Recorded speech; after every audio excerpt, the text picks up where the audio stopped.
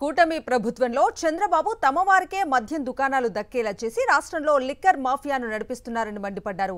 వైఎస్ఆర్సీపీ వేమూరు నియోజకవర్గ ఇన్ఛార్జ్ వరికోటి అశోక్ బాబు బెల్ట్ షాపులకు వ్యతిరేకంగా బాపట్ల జిల్లా భట్టిప్రోలులో ఆయన పార్టీ నాయకులతో కలిసి వినూత్న నిరసన చేపట్టారు.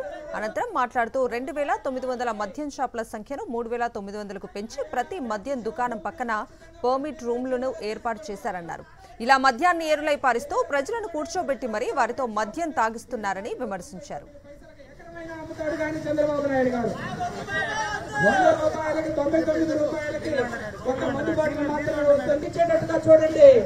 బెల్ట్ షాపులకు వెళ్ళండి, కొనండి. పెద్దోళ్ళందరికీ కూడా 30% ఇవ్వాల్సి వస్తుంది. దీనిపై మరింత సమాచారాన్ని భట్టిప్రోలు నుంచి మా ప్రతినిధి అశోక్ అందిస్తారు.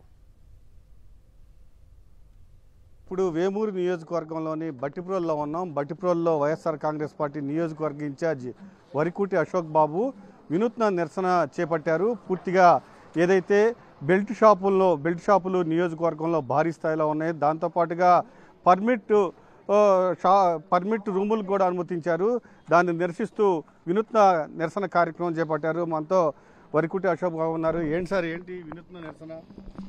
చంద్రబాబు నాయుడు గారు అధికారంలోకి రాగానే ప్రభుత్వ షాపులన్నీ తీసేసి మొత్తం తెలుగుదేశం వాళ్ళకి షాపులు పెంచి 3900 షాపుల దాకా పెంచి 2900 ఉండేటువంటి షాపుల్ని, ప్రభుత్వ షాపుల్ని 3900 దాకా పెంచి లిక్కర్ మాఫియాని రాష్ట్రంలో పెట్టి తెలుగుదేశం వాళ్ళకి నాయకులకు మాత్రమే వచ్చేటట్లుగా చేసి వాళ్ళ నాయకులు సంపాదించుకునే విధంగా చేశాడు చంద్రబాబు నాయుడు గారు. ఇక అది ఎలా జరిగింది అని అంటే ఒక్కొక్క షాపుకి, ఎందుకంటే వీళ్ళందరూ కూడా ఇంటింటికి పోయి బాబు షూరిటీ, భవిష్యత్తు గ్యారెంటీ అని నీకు ఇస్తామని చెప్పేసి అమ్మ ఒడి అన్నారు. 18 సంవత్సరాలు నిన్న అమ్మాయికి 15,000 చొప్పున నెలకి ఇస్తామని చెప్పేసి సూపర్ 6 అన్నారు, చాలా చెప్పారు. వాటికి భయపడిపోయి నాయకులు మందు షాపులు పెట్టుకొని ఒకళ్ళు చీకులు అమ్ముకుంటున్నారు, ఒక మందులు అమ్ముకుంటున్నారు. అక్కడ పర్మిట్ షాపులు పెట్టారు. ప్రతి ఒక్క మందు షాపు పక్కనే పర్మిట్ షాప్ పెట్టి ఈ తెలుగుదేశం లిక్కర్ మాఫియా, మద్యం మాఫియా వాళ్ళు అక్కడ ఈ చీకులు అమ్ముకోవడం, చికెన్ బిర్యానీలు అమ్మడం, వాళ్ళని కూర్చోబెట్టి మందు దాపిస్తూ ఉన్నారు. ఖచ్చితంగా గ్రామాల్లో ఉన్న బెల్ట్ షాపులు, దాంతోపాటుగా పర్మిట్ రూములను కూడా ఖచ్చితంగా తొలగించాలి. నియోజకవర్గంలో చాలా ఎక్కువగా ఉన్నాయి. ఖచ్చితంగా వాటిని తొలగించేంత వరకు తమ నిరసన కొనసాగిస్తాము.